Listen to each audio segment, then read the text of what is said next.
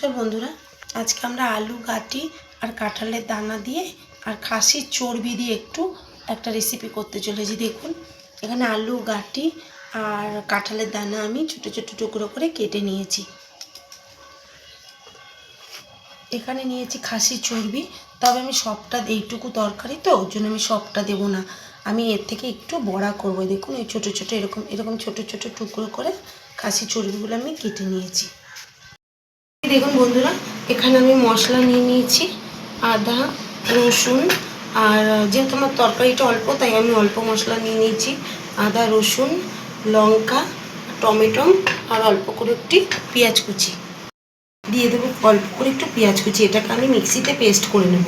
তেল গরম হয়ে গেছে, এবার আমি এই সবজিগুলো এর মধ্যে দিয়ে দেবো।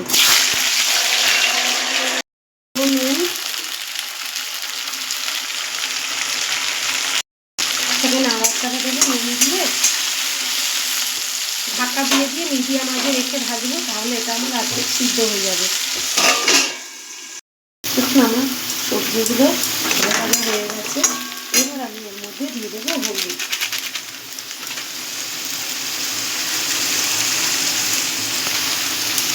অল্প হলুদ দিয়ে একটু নাড়াচাড়া দিয়ে এখানে আমি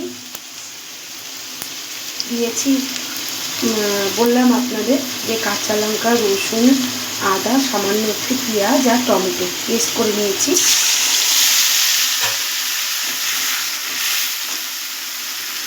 দিয়ে দেবো জিরের গুঁড়ো,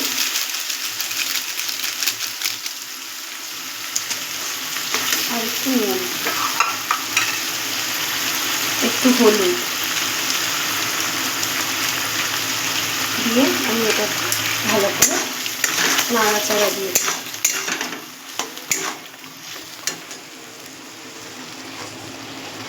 একটু জলটা টেনে গেলে তবে আমি চর্বিগুলো এর মধ্যে দেবো। আমাদের ঝোলটাও টেনে গেছে, তেল ছাড়তে শুরু করেছে। এবার আমরা খাসির চর্বিটা এর মধ্যে দিয়ে দেবো, দিয়ে কিছুক্ষণ মিডিয়াম আঁচে রেখে, একদম কমা আঁচে রেখে এটাকে ঢাকা দিয়ে দেবো। 3 মিনিট পর আমি এর মধ্যে একটু দিয়ে দেবো চিনি। যদি মিট মশলা থাকে তাহলে একটু দিয়ে দেবেন, তাহলে খেতে আরও ভালো লাগবে। আমার কাছে নেই তাই আমি দিতে পারলাম না। বন্ধুরা, আমাদের কষানো হয়ে গেছে, পুরো তেল ছাড়ছে, বুঝতেই পারছি আমরা। দেখুন, তেল ছাড়তে শুরু করেছে। এবার আমরা পরিমাণ মতো জল দিয়ে দেবো। জলটা বেশি দেবো না, যেহেতু এটা আমরা একটু মাখা করবো। আর আমাদের আলু গাটি এমনি ভাজার সময় দেখুন অর্ধেক সিদ্ধ হয়ে গেছে। দেখুন, ভাজার সময় আমাদের আলু গাটি সিদ্ধ হয়ে গেছে।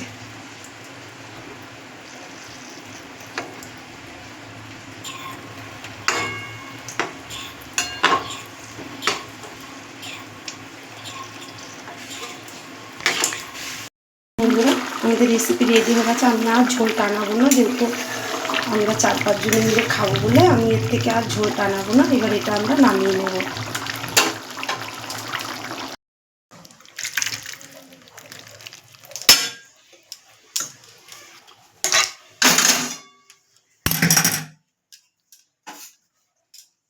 দেখুন বন্ধুরা, আপনাদের সামনে থেকে দেখাচ্ছি, এই যে চর্বিগুলো লাগছে, কত ভালো লাগছে দেখতে, আর খেতেও খুব টেস্ট হয়েছে। নামানোর আগে একটু নুন, ঝাল, মিষ্টিটা ঠিক হয়েছে নাকি একটু দেখে নেবেন, তাহলেই খেতে আরও ভালো লাগবে। আর দেখুন গাঠিটা কত সুন্দর সিদ্ধ হয়ে গেছে।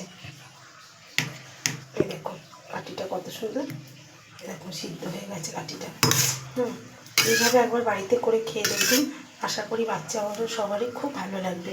ভালো লাগলে একটা লাইক এবং সাবস্ক্রাইব করে দেবেন। ভালো থাকবেন, সুস্থ থাকবেন, দেখা হবে পরের একটি রেসিপি নিয়ে।